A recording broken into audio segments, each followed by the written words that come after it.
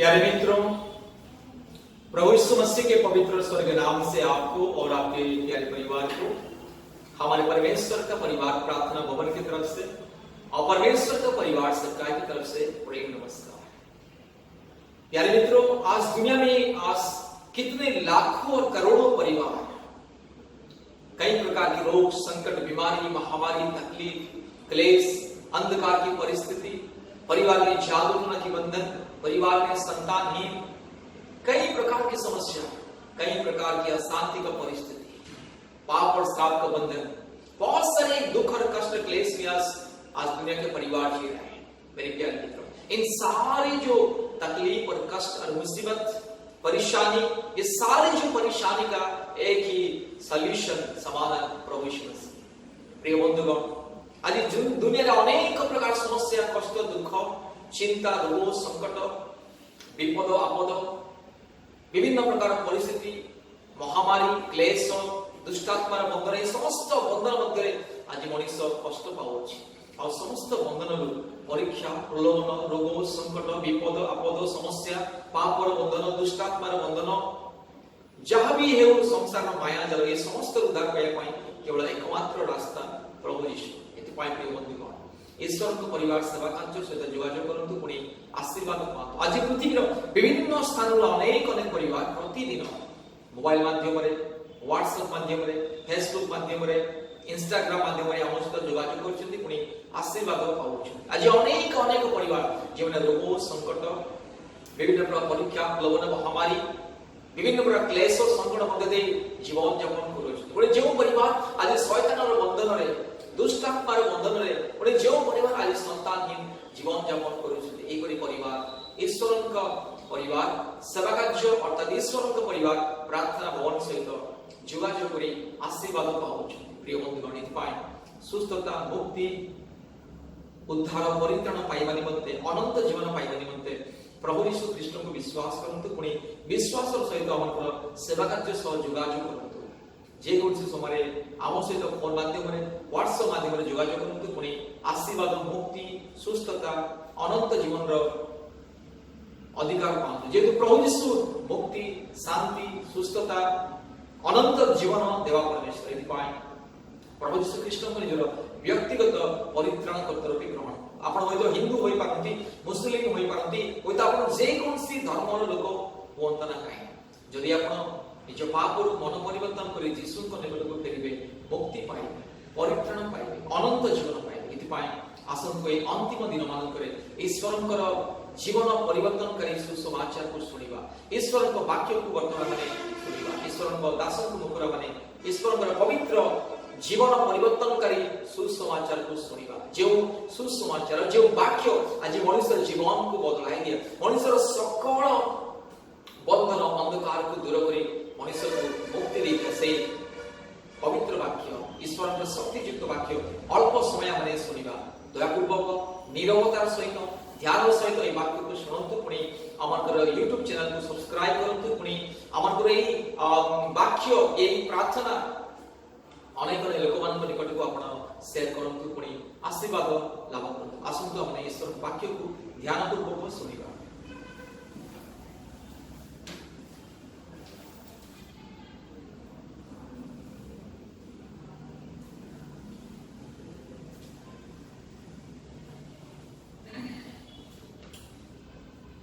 प्रभुंकर जीवित ईश्वर आश्चर्य नाम धन्यवाद देवा संगे संगे आज वाक्य ध्यान जेते श्रवण करेंगे, उपस्थित रहिबे, प्रत्येक को प्रभु जीशु नाम नमस्कार जनाए। नमस्कार। आमने वाक्य आलोचना करने पूर्व आमने प्रार्थना करिबा। महिमा मन स्वर्गस्थ पिता, एते बेले तुम पवित्र महानाम धन्यवाद करूछु बाबा, कारण तुम सर्वावस्था धन्यवाद पूजा प्रशंसा पाइबा पाई केवल योग्य बंद एकमात्र ईश्वर। स्वर्ग रे जेपरि असंख्य असंख्य दूत, किरूब, सरम, बाहिनी कण द्वारा तेरे अविरत पूजा प्रशंसा पाउछु बाबा। एई तुमरे पादपीठ पृथ्वीर मध्य ए कलंकपूर्ण अधर्मपूर्ण पृथ्वी पत्थर मध्य ତୁମରି ରକ୍ତରଖିତ ସାଧୁ ଭକ୍ତ ଛୋଟରୁ ବଡ଼ ପ୍ରତ୍ୟେକଙ୍କ ଦ୍ୱାରା ତୁମେ ସର୍ବଦା ପୂଜା ପ୍ରଶଂସା ପାଉଛ, କାରଣ ତୁମେ ପୂଜା ଯୋଗ୍ୟ ପରମେଶ୍ୱର, ସେଇଥିପାଇଁ ତୁମକୁ ଧନ୍ୟବାଦ ଦଉଛୁ।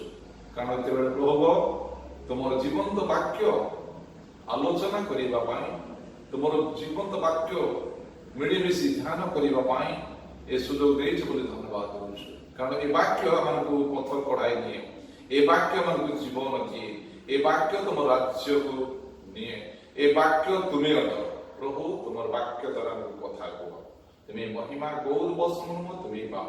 ଏ ସମସ୍ତ ପ୍ରାର୍ଥନା କେବଳ ଆମମାନଙ୍କର ସକଳ ଦିଶର ଆଶୀର୍ବାଦ କର, ପ୍ରଭୁ ଯୀଶୁଙ୍କ ନାମରେ ମାଗୁଅଛୁ ପିତା, ଆମେନ୍। ବର୍ତ୍ତମାନ ଆମେ ଦେଖିବା এই জগতর পরিস্থিতি মধ্যে, এই করোনা ভাইরস বা কোভিড-19 সমস্যা মধ্যে জগতরে এই প্রকার পরিস্থিতি ঘটি চালুছি যে শয়তান পুনর্বার তার গোটে অস্ত্রକୁ প্রয়োগ করুছি, যদ্বারা জগতরে কি প্রকার হুলস্থুল হয়ে চালিছি। সেই অস্ত্র হচ্ছে অশান্তি। তেবে দেখুছু জগতরে শান্তি বলিবার জিনিস প্রায়ত দেখা যাও নাই। আমি অল্প দিন তলে দেখুছিলু যে আফগানিস্তানକୁ কি প্রকার ভাবে তালিবান অক্তিয়ারକୁ নেবা পাই সে যুদ্ধ আরম্ভ কলা, অক্তিয়ারକୁ নেলা। সেইখানে যে প্রকার অশান্তির বাতাবরণ সমগ্র বিশ্বর লোকମାନେ শুনিବାକୁ পারিলু, ଦେଖିବାକୁ পারিলু। যেহেতু শয়তান তার গোটে অস্ত্র বা অশান্তি অস্ত্রକୁ প্রয়োগ করেছি জগতরে, যেহেতু প্রায় প্রত্যেক মনুষ্যর জীবনে কিছু না কিছু অশান্তি লাগি রয়েছে বা চালু রয়েছে। ভয়াবহ পরিস্থিতি যাহাকি আফগানিস্তান উপরে তালিবানর আক্রমণ দ্বারা অশান্তি এ পর্যন্ত লাগি রয়েছে। সে ভিতরে প্রায় আইএসআইএস বলা ସେମାନେ বিভিন্ন প্রকার সমস্যা ঘটাই চালিଛନ୍ତି। সেই যে প্রকার অশান্তি ঘটুছি সেপরি নুহে, সমগ্র বিশ্বরে প্রায় অশান্তি অশান্তি অশান্তি ঘটে চালিছি। অশান্তি হচ্ছে শয়তানের গোটে অস্ত্র। অনেক সময় আমি নিউজ মাধ্যমে দেখুছু শুনুছু যে অশান্তি করিবা পাই শয়তান ଯୋଉ ଜାଗାରେ ଖ୍ରୀଷ୍ଟିଆନ ମାନଙ୍କର ସେବା ଚାଲୁଥିବ, ଖ୍ରୀଷ୍ଟିଆନ ପ୍ରଚାର ଚାଲୁଥିବ, ଖ୍ରୀଷ୍ଟ ଧର୍ମର କାର୍ଯ୍ୟ କରୁଥିବ, ସେଇଠାରେ ତାର ଅଶାନ୍ତି ଆରମ୍ଭ କରିଦେଇଥାଏ। ଅନେକ ଆମେ ଅଳ୍ପ ଦିନ ତଳେ ଦେଖୁଥିଲୁ ଯେ ରାୟଗଡ଼ା ଡିଷ୍ଟ୍ରିକ୍ଟର ଶିକର ପାଇର ଘଟଣା, ସେଇଠି এই প্রকার ভাবে তার মানে সমস্যা অশান্তি ঘটেই দেলা, যদ্বারা প্রায় কেতে পরিবারକୁ বাসঙ্গ হেବାକୁ ପଡିଲା। ସେମାନେ ବର୍ତ୍ତମାନ ଜଙ୍ଗଲରେ ରହି ସେମାନେ ଜୀବନ କାଢୁଛନ୍ତି। সেই প্রকার অশান্তি ঘটিগলা, যদ্বারা অশান্তির বর্তমান বাতাবরণ চারিআডে খেলি চালুছি। তারপরে পুরো আমরা শুনুছু ছত্তিশগড়ে অশান্তি, কেবল খ্রিস্টিয়ান ମାନଙ୍କ ଉପରେ অশান্তি অস্থির করে চালিছি। কিছু দিন পূর্বରୁ ଆମେ শুনিলু দিল্লীରେ ଗୋଟେ ଚର୍ଚ୍ଚ বিনা কারণে চর্চ ভঙ্গা করা, যদ্বারা বিশ্বাসী ମାନଙ୍କ জীবনের অশান্তি। যেহেতু শয়তান এই প্রকার অশান্তির মানে অস্ত্র প্রয়োগ করে চালিছি। ঘরে ঘরে অশান্তি, স্বামী স্ত্রী ভিতরে অশান্তি, বাপ বউ মধ্যে অশান্তি, ପିଲାମାନଙ୍କ ସହିତ ମା ମାନଙ୍କର ଅଶାନ୍ତି, এই ପ୍ରକାର ଅଶାନ୍ତି ଜଗତରେ ଘଟି ଚାଲିଛି ଚାଲିଛି ଚାଲିଛି। ଯାହାକି ଗୋଟେ ଅସ୍ତ୍ର ହଉଛି, ଶୟତାନର ଅସ୍ତ୍ର ହଉଛି ଅଶାନ୍ତି। ତେବେ ଏ ଅଶାନ୍ତି ମଧ୍ୟରେ ଜଗତ ଗତି କରୁଛି, ଯଦ୍ୱାରା କୌଣସି ଲୋକଙ୍କ ମଧ୍ୟରେ ଶାନ୍ତିଟା ଫେରି ଆସି ପାରୁନାହିଁ। ଜାଗତିକ ଲୋକମାନଙ୍କ ଅନ୍ତରରେ ଶାନ୍ତି ଫେରି ଆସି ପାରୁନାହିଁ। ଯଦି ବା ଅଶାନ୍ତି ତାଙ୍କ ଲୋକମାନଙ୍କ ଭିତରେ ଶୟତାନ ବୁଣି ଦିଏ, କିନ୍ତୁ ପ୍ରଭୁ ନିଜେ ତାଙ୍କୁ ପ୍ରକୃତ ଶାନ୍ତିକୁ ପ୍ରଦାନ କରି ସ୍ଥିର କରିଦିଅନ୍ତି। ଯଦି ବା ଖ୍ରୀଷ୍ଟ ବିଶ୍ୱାସୀ ପରିବାର ମଧ୍ୟରେ ବାପା ଗୋଟେ ରାସ୍ତାରେ ଯାଉଥିବ, ବାପା ମା ପ୍ରାର୍ଥନାଶୀଳ ଜୀବନ କାଟୁଥିବ, ପୁଅ ଅନ୍ୟତ୍ର ଯାଉଥିବ। ଯଦି ବା ବାପା ଭଲ ଜୀବନ କାଟୁଥିବ, ମା ଅନ୍ୟତ୍ର କାଟୁଥିବ, ଅଶାନ୍ତି। ଯଦି ବା ସ୍ତ୍ରୀ ପ୍ରଭୁଙ୍କ ରାସ୍ତାରେ ଚାଲୁଥିବ, ସ୍ୱାମୀ ଯାଇ ମଦ ପିଇ ଆସିବା ଦ୍ୱାରା ଘରେ ଅଶାନ୍ତି। এই প্রকার অশান্তি যাহাকি জগতরে প্রখর মাত্রাରେ ଚାଲିଛି। যেহেতু বর্তমান প্রভু যীশু খ্রিস্টଙ୍କର মানে সেকেন্ড কামিং বা দ্বিতীয় আগমন অতি নিকট, সেইଥିପାଇଁ শয়তান প্রখর ভাବରେ তার କାର୍ଯ୍ୟ କରି ଚାଲିଛି, অশান্তি କରି ଚାଲିଛି, অশান্তি କରି ଚାଲିଛି। କାହିଁକି? ତାର ମାନେ ମେଣ୍ଟ ତାର ସଂଖ୍ୟା ଗରିଷ୍ଠ କରିବା ପାଇଁ ଆଜି ମଣ୍ଡଳୀ ମାନଙ୍କର ମଧ୍ୟ ଅଶାନ୍ତି ଚାଲିଛି। କାହିଁକି? କେବଳ ଆସନ ପାଇଁ।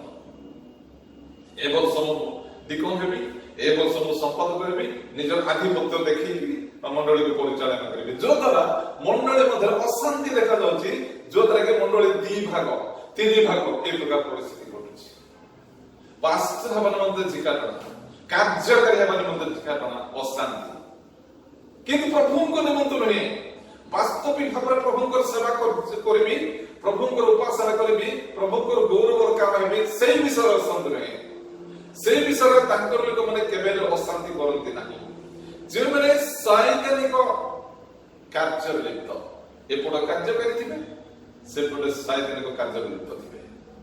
ଏପଟ ମଣ୍ଡଳୀରେ ନେତୃତ୍ୱ ଗ୍ରହଣ କରିଥିବେ, ସେପଟ ନିଶା ସେବନ କରୁଥିବେ, ବିଭିନ୍ନ ପ୍ରକାର ଧନ୍ଦାମୂଳକ କାର୍ଯ୍ୟ କରୁଥିବେ। ସେଇମାନଙ୍କ ଦ୍ୱାରା ଶୟତାନ ମଣ୍ଡଳୀ ଭିତରେ ଅଶାନ୍ତି ପ୍ରୟୋଗ କରିଥାଏ, ଯୋଦ୍ୱାରା ସେ ଅଶାନ୍ତିର ବାଣ ଆଜି ଭୟଙ୍କର ଭାବରେ ଚାଲୁଛି। ତେବେ এই অশান্তি পরিস্থিতিরে, এই অশান্তি জগতরে, এই অশান্তিপূর্ণ সমস্যা মধ্যে কি প্রকার ভাবে তাଙ୍କ নিকটবর্তী ହେଲେ ଶାନ୍ତି ପ୍ରାପ୍ତ ହେବା? କାରଣ ପ୍ରଭୁ ଯୀଶୁ ଖ୍ରୀଷ୍ଟ ସେ ଗୋଟିଏ କଥା କହିଲେ, ତାର ଯୋହନ 20:19 ଦୟାକରି ଆମେ ପାଠ କରିବା। ଯୋହନ ଲିଖିତ ସୁସମାଚାର 20:19 ଲେଖାଯାଏ ଯେ ସେହିଦିନ ଅର୍ଥାତ୍ ସପ୍ତାହର ପ୍ରଥମ ଦିନ ସନ୍ଧ୍ୟା ସମୟରେ ଯେତେବେଳେ ଶିଷ୍ୟମାନେ ଯେଉଁ ଗୃହରେ ଥିଲେ, ସେଥିର ଦ୍ୱାରଗୁଡ଼ିକ ଜିହୁଦୀମାନଙ୍କ ଭୟରେ ରୁଦ୍ଧ ଥିଲା, ସେତେବେଳେ ଯୀଶୁ ଆସି ମଧ୍ୟସ୍ଥଳରେ ଠିଆ ହୋଇ ସେମାନଙ୍କୁ କହିଲେ, ତୁମ୍ଭମାନଙ୍କର ଶାନ୍ତି ହେଉ। ହାଲେଲୁୟା। ପ୍ରଭୁ ଏ ବାକ୍ୟରେ ପଢିତ ବାକ୍ୟରେ ଆଶୀର୍ବାଦ କରନ୍ତୁ। କାରଣ ଏଠାରେ ଆମେ ଦେଖୁଛୁ ଯେତେବେଳେ ପ୍ରଭୁ ଯୀଶୁ ଖ୍ରୀଷ୍ଟ ଏ ଜଗତରେ 3 ବର୍ଷ 6 ମାସ କାଳ ତାଙ୍କର ସେବା କାର୍ଯ୍ୟ ଚାଲୁ ରଖିଥିଲେ, ତାଙ୍କ ସହିତ 12 ଜଣ ଶିଷ୍ୟ ମଧ୍ୟ ଥିଲେ। ସେ 12 ଜଣ ଶିଷ୍ୟମାନଙ୍କ ମଧ୍ୟରେ ସେମାନେ ପ୍ରଭୁ ଯୀଶୁଙ୍କର ସକଳ ବିଷୟକୁ ଅନୁଭବ କରୁଥିଲେ, ସକଳ ବିଷୟ ଦେଖୁଥିଲେ।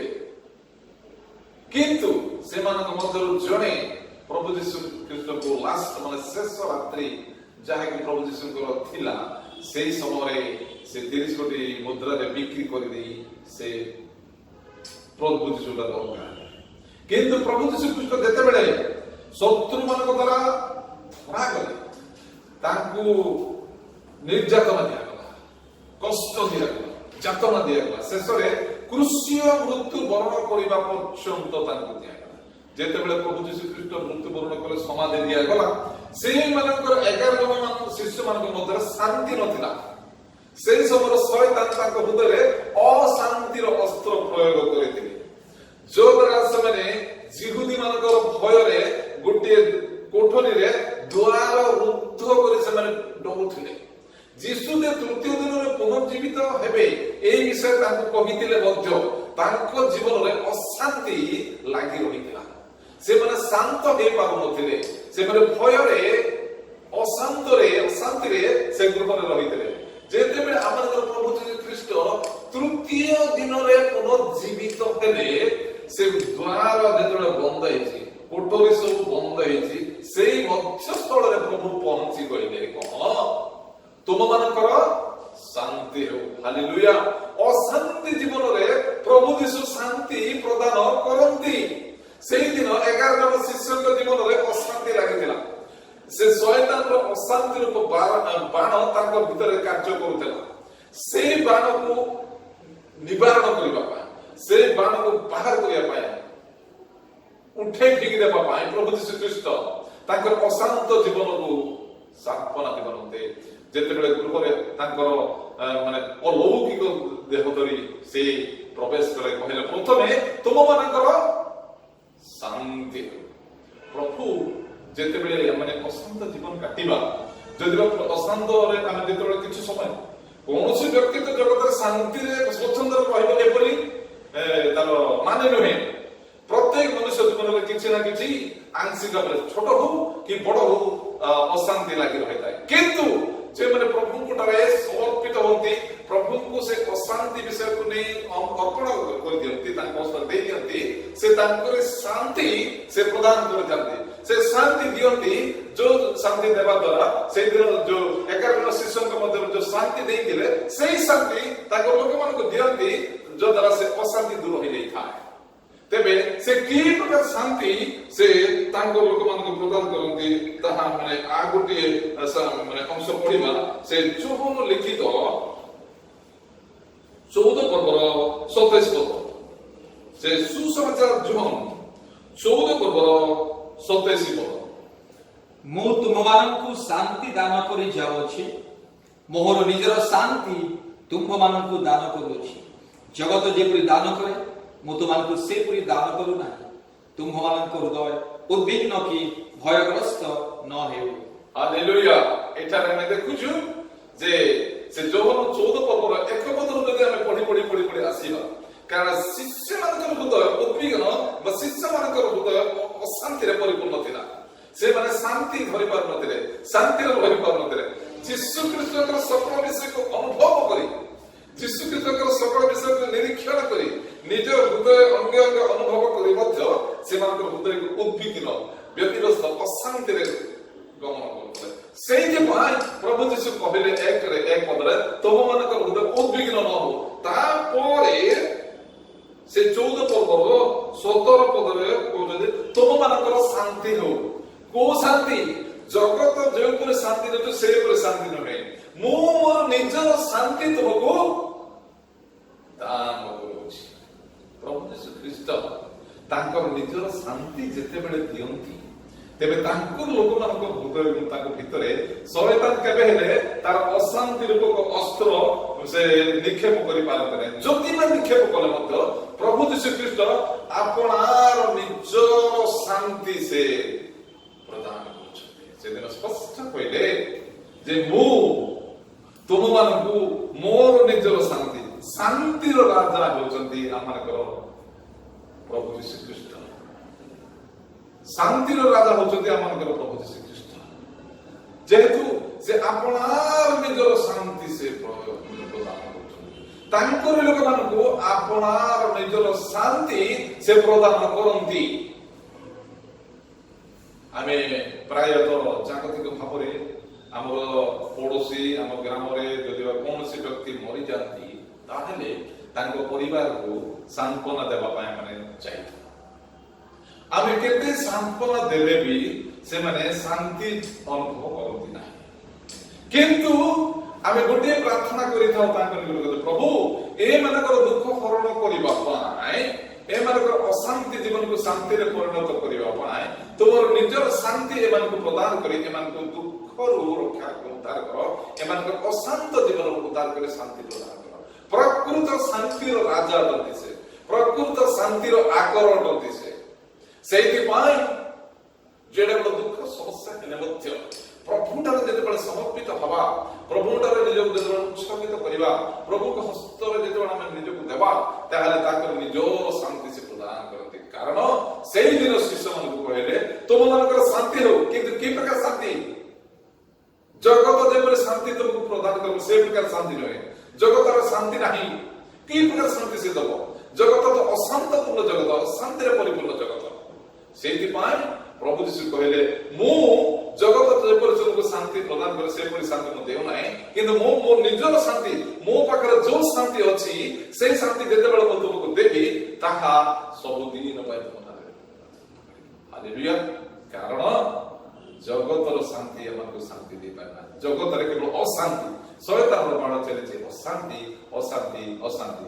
କିନ୍ତୁ ଏ ଅଶାନ୍ତିରୁ ଉଦ୍ଧାର କରିବାକୁ, ରକ୍ଷା କରିବାକୁ କେବଳ ପ୍ରଭୁ ହିଁ ଶାନ୍ତିର ରାଜା ଅଟନ୍ତି। ଯେହେତୁ ଯେତେବେଳେ ଆମେ ଯଦି ବା ସତ୍ୟ ପୁରାଣର ଲେଖକ ହେଉଛନ୍ତି ଗଙ୍ଗାଧର ରଥ, ସେ ହେଉଛନ୍ତି ଜଣେ ପୁରୀ ମାନେ ଜଣେ ଖାଣ୍ଟି ପୂଜକ ବା ପୁରୀ ଜଗନ୍ନାଥ ସେବକ ତାଙ୍କର ଇତିହାସ ବର୍ତ୍ତମାନ ମୁଁ କହିଲେ ମୋର ସମୟ ନାହିଁ। ସେ କି ପ୍ରକାର ଭାବରେ ଶାନ୍ତି ଅନୁଭବ କଲେ, ତାଙ୍କ ଅଶାନ୍ତି ଜୀବନରେ ସେ ତାଙ୍କର ପିତୃପୁରୁଷ ଠାରୁ ସେ ତାଙ୍କର ଜଗନ୍ନାଥଙ୍କର ସେବା କରି କରି କରି ଆସି ତା ଜୀବନରେ ସେ ଶାନ୍ତି ଅନୁଭବ କରିପାରୁନଥିଲେ। ଯୋଉଦ୍ୱାରା ଦିନେ ସେ ପ୍ରତିଜ୍ଞା ବଦଳରେ ଯେ ଏ ଜଗତରେ କିଏ ସତ୍ୟ ଈଶ୍ୱର ଯଦି ଅଛନ୍ତି ଯାହାଠାରେ ମୁଁ ମୋର ଆତ୍ମିକ ମାନେ ମୋର ଚିର ଶାନ୍ତି ଅନୁଭବ କରିବି, ତାହେଲେ ସେଇ ସତ୍ୟ ଈଶ୍ୱର ମତେ ଦର୍ଶନ ଦିଅନ୍ତୁ ଯୋଉଦ୍ୱାରା ମୁଁ ଶାନ୍ତି ଅନୁଭବ କରିବି। ସେ ତାଙ୍କର ପ୍ରତିଜ୍ଞା ତାଙ୍କର ଇତିହାସ ଗୋଟେ ବଡ ଗୁରୁତ୍ୱ ଯେ କି ଗଙ୍ଗାଧର ସତ୍ୟ ପୁରାଣ ଲେଖିଛନ୍ତି। ସେ ତାଙ୍କ ଜୀବନରେ ଶାନ୍ତି କି ପ୍ରକାର ପାଇଲେ, ଯୀଶୁ ଖ୍ରୀଷ୍ଟଙ୍କୁ ସେ ରାତିରେ ସେ ଦର୍ଶନ ପାଇ ସେ ଶାନ୍ତିର ଆକର ବିଷୟରେ ସେ ଯେତେବେଳେ ଅନୁଭବ କଲେ ଦେଖିଲେ, ତାପରେ ସେ ସତ୍ୟ ପୁରାଣ ଲେଖିଲେ। କାରଣ ତା ଜୀବନରେ ସେ ଦେବ ପୂଜକ ଥିଲେ, ଶାନ୍ତି ନଥିଲା, ଅଶାନ୍ତି। ତେବେ ଶୟତାନ ଆଜି ତାର ଗୋଟେ ଅସ୍ତ୍ର ହଉଛି ଅଶାନ୍ତି। ପ୍ରତ୍ୟେକଙ୍କ ଜୀବନରେ ପ୍ରାୟତଃ ପ୍ରୟୋଗ କରି ବର୍ତ୍ତମାନ ଜଗତକୁ ଓଲଟ ପାଲଟ କରୁଛି। କିନ୍ତୁ ଏଥିରୁ ରକ୍ଷା ପାଇବା ପାଇଁ, ଉଦ୍ଧାର କରିବା ପାଇଁ ଶାନ୍ତିର ରାଜା, ଶାନ୍ତିର ଆକର ପ୍ରଭୁ ଯୀଶୁ ଖ୍ରୀଷ୍ଟଙ୍କର ଶରଣାଗତ ହେବା, ପ୍ରଭୁ ଯୀଶୁଙ୍କର ନିକଟ ହେବା। ପ୍ରଭୁ ଏ ଅଳ୍ପ ବାକ୍ୟରେ ତାଙ୍କର ପ୍ରକୃତ ଆତ୍ମିକ ଜୀବନର ଶାନ୍ତି ପ୍ରତ୍ୟେକଙ୍କୁ ଆମକୁ ପ୍ରଦାନ କରନ୍ତୁ। ଆମେନ୍। Thank you. ପ୍ରାର୍ଥନା କରିବା। ଶାନ୍ତିର ଆକର ପରମ ଧନ୍ୟ ପରମ ପୂଜ୍ୟ ପବିତ୍ର ପିତା, এই সময় তোমার পবিত্র নাম ধন্যবাদ করছো, পূজা প্রশংসা করছো। বর্তমান পিতা জগতরে শান্তি বলিবা জিনিস নাই, পরিবার মধ্যে শান্তি নাই, অনেক স্থানে শান্তি নাই। প্রভু জগত বর্তমান অশান্তি অশান্তি উপরে চালিছে, কিন্তু শান্তির আকার দুনিয়াটা জগত ওলট পালট হয়ে যাও প্রত্যেকে, পৃথিবী প্রলয় হয়ে যায় প্রত্যেকে, কিন্তু তুমি শান্তির আকার যে তোমার শরণ নিয়ন্তি, যে তুম নিকটবর্তী হতে সে তুমি আপনার প্রকৃত নিজের শান্তি দিয়ে তুমি সান্ত্বনা করে দাও। সেইপাই ধন্যবাদ দেউଛୁ। প্রভু বর্তমান যে সমস্ত তোমার সে শান্তির বাক্য তুমি কহিছ, সে বাক্য দ্বারা আমি প্রত্যেকଙ୍କୁ আত্মিক জীবনের অভিবৃদ্ধি হেବାକୁ দিও। মহিমা গৌরব সম্মান তোমাকে দেই। এ সমস্ত প্রার্থনা আমার শান্তির রাজা, শান্তির আকর মৃত্যুঞ্জয় ত্রাণকর্তা প্রভু যীশুଙ୍କ ନାମରେ ମାଗୁଅଛୁ ପିତା।